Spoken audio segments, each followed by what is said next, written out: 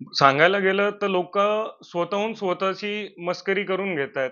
कारण तुम्ही जे 3D मॉडेल्स जे एआयचं रिसेंट ट्रेंड तुम्ही बघत असाल.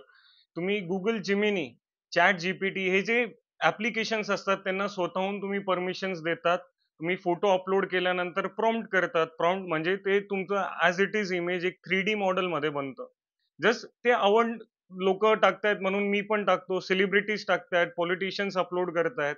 पण तुम्ही अपलोड करण्या अगोदर हा विचार करतात का, की तुम्ही स्वतःहून तुमचे बायोमेट्रिक्स, फिंगरप्रिंट्स, तुमच्या पूर्ण बॉडीचा ॲक्सेस एक थर्ड पार्टी ॲप्लिकेशन ज्या व्यक्तीला आपण ओळखत नाही त्यांना स्वतःहून स्वतःच्या बॉडीचं इन्फॉर्मेशन आपण त्यांना देतोय. प्लस असे फोटोज अपलोड करताना आपले फेशियल एक्सप्रेशन्स, आय स्कॅन्स याच्यामधून मॉर्फिंगच्या केसेस जास्त वाढतील. प्लस डीप फेक सारख्या केसेस अजून वाढतील. जे आता अजून एक नवीन हे झालेलं आहे, की महिला सुद्धा अपलोड करतायत. म्हणजे 90s मध्ये जी महिला कशी दिसायची फुलं लावून, साडीमध्ये, केस उघडे असणार आहेत. प्लस कपल लोकं देखील अपलोड करतायत.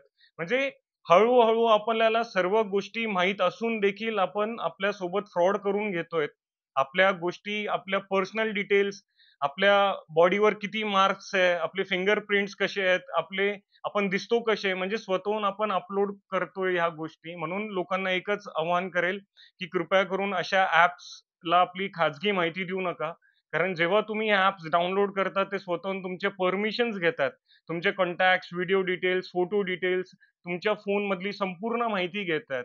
तर ट्रेंडच्या नादी लागू नका. स्वतः एक ट्रेंड बना. कारण ट्रेंडच्या मागे लागून तुम्ही स्वतःहून स्वतःची माहिती देताय.